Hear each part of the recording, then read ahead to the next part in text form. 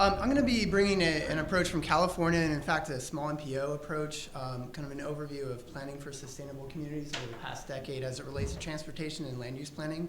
I'll take a pretty good look at I took this opportunity to take a look at the first round of SES. They're generally all complete, all 18, and then touch on our MPO's approach to the SES and regional land use model overview and some funding challenges. So kind of packing a lot into this presentation, so I'll be quick. Already seen this slide, but the 18 MPOs in California are generally grouped into three. So the big four large MPOs, very large regions, metro regions, generally the size of Portland or larger. Then you have the 8 valley MPOs in the San Joaquin Valley, a lot of similar issues. The big 4 MPOs make up over 80% of our population. They're characterized by, that's LA, San Diego, Sacramento, and the Bay Area. Characterized by high congestion issues, their high population growth rates, major employment centers, and they are, but they already have large transit infrastructure in place as a benefit. San Joaquin Valley, they face a lot of all the 8 single counties in the San Joaquin Valley. Agricultural economy ties them together. They've been hit hard by the Great Recession, high unemployment rates, but they are forecasting high growth numbers, as you'll see. The 6 small MPOs, there's 3 coastal ones, Central Coast, San Luis Obispo being right in the middle of that, and there's 3 in Northern California. These 6 MPOs only make up about 5% of the state's population. 2 of them are on the edge of the metro areas, that's Santa Barbara and Monterey, so they are facing some congestion issues. But in general, those 3 coastal ones, Central Coast, those are some of the least affordable housing markets, small housing markets in the country.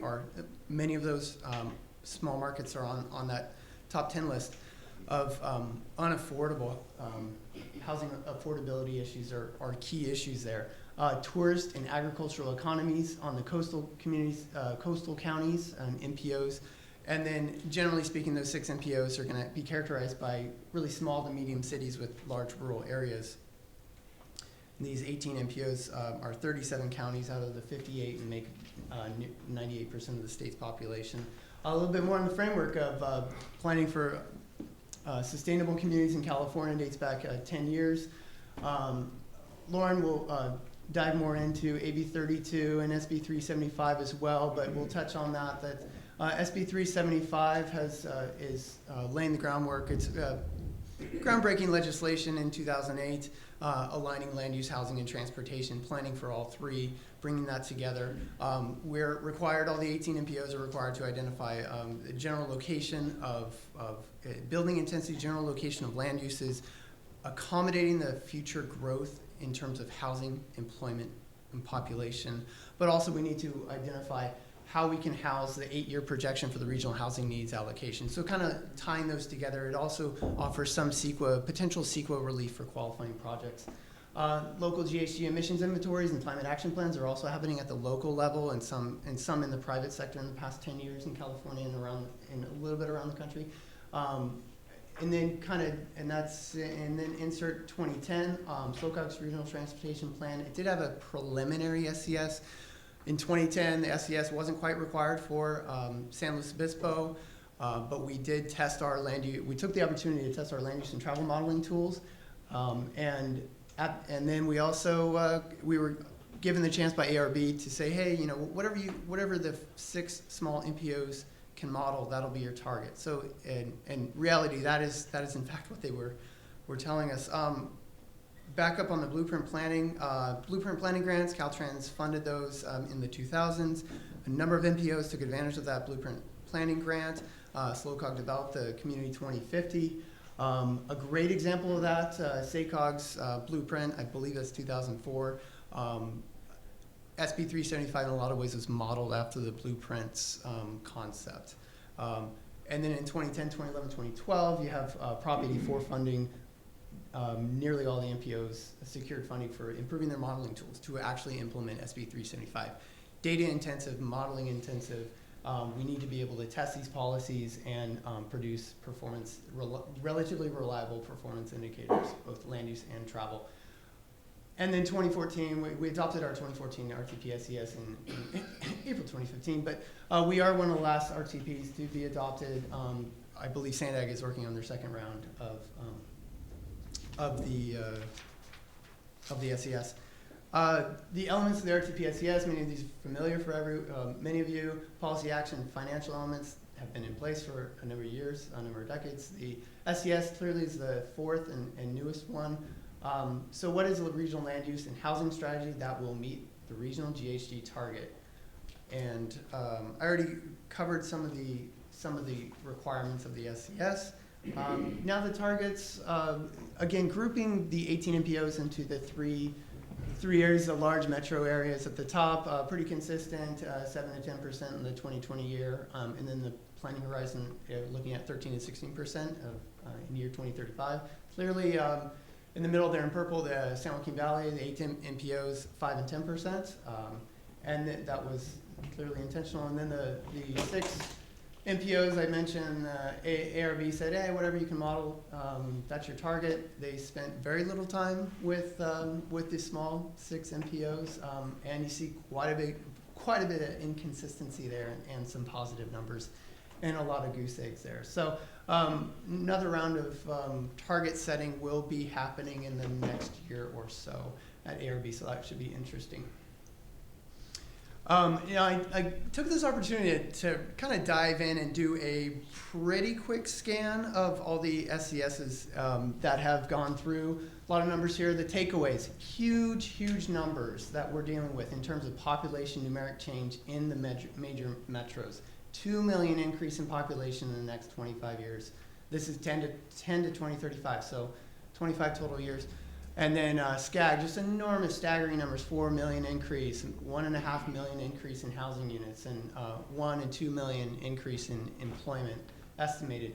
San Joaquin Valley, actually higher annual growth rates. That adds up to about 1.6 million increase in population, I think 1.5 million, about a million new homes, 500,000 new homes and 500,000 new housing units, rather modest growth increases in total in the 6 smaller MPOs.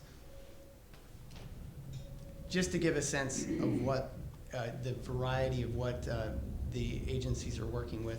Now the revenues by source, this funding pie is pretty typical to be found in an RTP document. The key takeaway here is going to be this regional, the 4 major metros all have at least one of the counties in those metro areas has a local option sales tax. A little bit more about that later. And then also these are escalated figures, but the numbers below here just pale in comparison to the revenues and expenditures of the large major metros. And then also this is pretty key here. Not a lot. I actually believe there's 4 out of 8 counties have a local option sales tax in the valley, but they're not parsed out that way. And then really only Santa Barbara of the small agencies, small MPOs, has that local option sales tax. That diversifies your funding. You have a little bit more flexibility with your funding and your choices. On the expenditure side, really the key highlights here, I'll just highlight highways and transit. So in spending for highways, 19% of the pie, 39% for the valley, and 42%. And then transit, it's a flip. You have 41% going to transit for the large metros, 32 and 25 for the smaller MPOs. Now, key performance measures. We talk about this as very much performance-based. A lot of performance measures are being generated here. Clearly, more than is represented here. Many of the MPOs developed a top 10 list, whittled in some cases whittled down from 30 or 50 down to a top 10. Daily VMT is pretty much covered across the board, and then I'll just highlight 2 others. Multifamily share as a share of all housing. So this is new housing. So 65% in the major metros of new housing is multifamily, and then we're at 42 and some anomalies in here. And then the concept of identifying priority areas. Many of these MPOs About half of them, I believe, explicitly identified either target development areas, priority development areas, whatever they kind of called it. They were priority areas and used that as a framework of a share of new development, whether it was new housing or new employment, would be located in these areas, whether they set a target or it was an end result. That was a performance measure that was generated. Now, touching on our approach, our policy framework, this is really not unheard of stuff. We're not breaking new ground here. There's a few more strategies and goals here. It's going to look pretty familiar to smart growth principles, and that came forward with Community 2050, the blueprint plan, and continue to come forward with the SES. So encouraging mixed use, compact building design, directing development towards existing communities, preservation of open space and farmland. We've heard all this stuff before, so nothing new here. A nod to our tools that we use. This is the critical, clearly, to use ArcGIS as the planning support tool, and then Community Viz is an ArcGIS add-on or extension developed by Placeways. They are a software developer and consulting firm. We relied pretty heavily on them for technical assistance in setting up initial scenario plans, and then some knowledge transfer to me in order to operate the tools and develop additional indicators and develop the new alternative scenarios. This is my favorite slide, possibly the best slide for me at least. So it's a large study area, just to give a sense. A lot of large counties in Southern California. We're larger than Rhode Island, but smaller than Connecticut. And that was a tangent, but just to give a sense of what we're dealing with, it's over 3,200 square miles. Now this flow chart, I won't spend the next 20 minutes on this, don't worry, but the left side here, this is going to be our inputs. We've built a pretty robust regional land use information system. At the parcel level, we've aggregated up to kind of aggregated features and neighborhood features instead of dealing with 125,000 parcels. But we have existing land use, historic building permit data, employment data into 9 or 10 groups, and then housing data into 5 housing type categories. We also incorporated socioeconomic data into that. That is applicable. It can be applied at a custom geography that is not census tracts. They didn't align well with our current geographies. But we also incorporate the general, as required, where the general plans and zoning ordinances of the local general plans informs development capacity, and we generate more or less a standardized land use framework, the generalized land use classifications, or the LUCs. And all of this is aggregated into the regional travel model geography, the TASs. The outputs of the RLUM become inputs into the regional travel model. And then to outline this, the 3031 deluxe, we have residential, non-residential. We have a density range, probably quite a bit more land use designations than a typical small or medium MPO in California. But this allows us to have a little bit more specificity with the density ranges and so forth.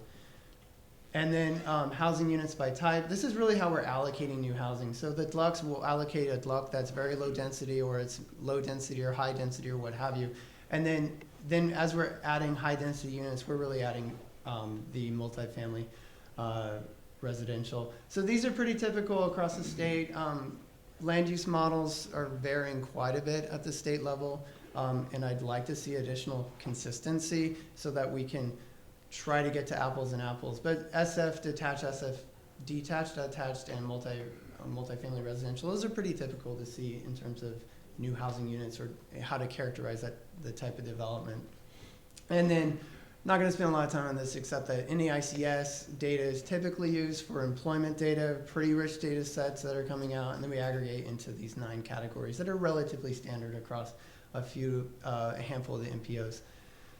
We developed spatial data, a pretty significant spatial data set of 250 to 300 proposed land use projects. A lot going on here. This is south end of San Luis Obispo. But we can identify potential or planning projects or development projects that are in some stage of the entitlement process, Some of these are going to be likely short-term developments, short or long-term developments, so we can incorporate them or not incorporate them pretty easily in terms of developing new scenarios or altering scenarios. The south end of the county, Pismo Beach, these are greened out or agriculture because these are projects that have kind of stalled or may not be happening. So, but you can kind of get a sense that there's some potential new development that has been planned there, maybe for several decades. And so we want to possibly consider plugging it in. And then, sorry, this is a Pastoralist, the north end of traditionally a high growth part of our county, some larger residential developments on the east side. And then the interface very quickly on this is the community visit interface, looks very similar to GIS as the extension, but additional windows here and here. You can you can access and set up all your data layers. You can start the setup of new scenarios. Dynamic attributes, that's where you're setting up your formulas to make to really crunch the numbers and run a scenario overnight and generate the outputs. Indicators, really want to get good data in so you can have good indicators coming out, but this is a very indicator-rich, performance indicator-rich software. And then viewing the charts that are on that left side. Pretty simple how we framed our future land use scenarios. We went with 25, 35, 45 as a share of new housing that would be multifamily in the outer year 2035. And then on the employment side, we just did 85%, 90, and 95 as a share of new employment allocated in urbanized areas. Certainly take a look at other MPOs, RTPs, SESs around the state. They may have a more robust scenario development process or more and more scenarios than what we looked at. But this was pretty straightforward.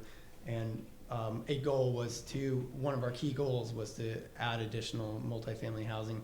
The scenario one more or less represents current trends. And then we have a number of indicator tables grouped by population and demographics, land use and housing, employment and economy, and transportation, just a laundry list of indicators that we can produce. And then also different geographic scales. So we have region-wide, sub-region, community level, and then target development area indicators.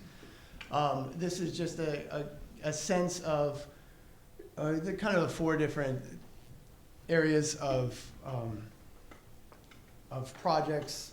The active transportation projects, a lot of the regional trail plans are informing these, along with additional bike lanes, TDM, continue our robust rideshare, in-house rideshare program, park and ride lot program, and then additional infrastructure, some relative to our scale of our region, some key major public transit infrastructure, and then we had a US 101 corridor mobility management plan that preceded just barely the RTP, and that kind of informed a lot of the, it was performance metrics heavy, and it informed a lot of the key operational improvements for US 101, but we also have that key east-west connection, 46 East, that is a key connector to San Joaquin Valley, to the coastal Central Coast. That was a widening project that is continuing to hopefully get additional funding. Second to last slide here. Challenges. Now that socioeconomic changes, the top one is aging of population in the Central Coast. In 2035, we're looking at 35% of our population being 65 and older. That is quite a bit higher than many other metro areas in a number of other metro areas in California. Continuing to have increasing traffic volume. We're starting to have that recurring congestion on key segments, although nothing that is anywhere near like San Diego, Southern California, the Bay Area. Competitive grants programs at the state level, a bit of a shift or continuing a long-term shift towards competitive grant programs. A region like ours does not compete well when we consider disadvantaged communities. We don't have any. I think we all saw that screen today, the CalEnviro screen. There's no disadvantaged communities in San Luis Obispo County. So we're gonna not get points on when we get to that, to the grant in those grant programs. COG, MPO has no land use authority. That's a key thing when the rubber gets to the road. It's really gonna be local agencies, cities and counties, and the decision makers, whether or not they are approving the type of developments that are going to be beneficial for GHG reductions and are consistent with the SES. Jobs, housing imbalance in our area. Housing affordability is a major issue in our region. The last 3 bullets there would be water, water, and water, but this is a transportation and communities, so I'm going to tackle that some other time. And then our effective tax rate hasn't gone up in 22 years. We're looking at this 54 cents tax rate is only hitting 14%, even though gallon of gas is $4 a gallon in our region. Buying power is going down. So, and then this is the last slide. Funding, self-help counties, there's 20 of them in the state. Kind of mentioned that. Adds more regional flexibility. But can develop a discretionary grant program like the One Bay Area Grant Program, or OBAG. And that's worth looking into as an innovative grant program. And then, but the aspiring, we are one of 16, I believe, aspiring counties looking to pass the regional sales tax. And so that yet to be seen if that's going to be on the November 16 ballot. With that, I'm going to pass it on to Kim.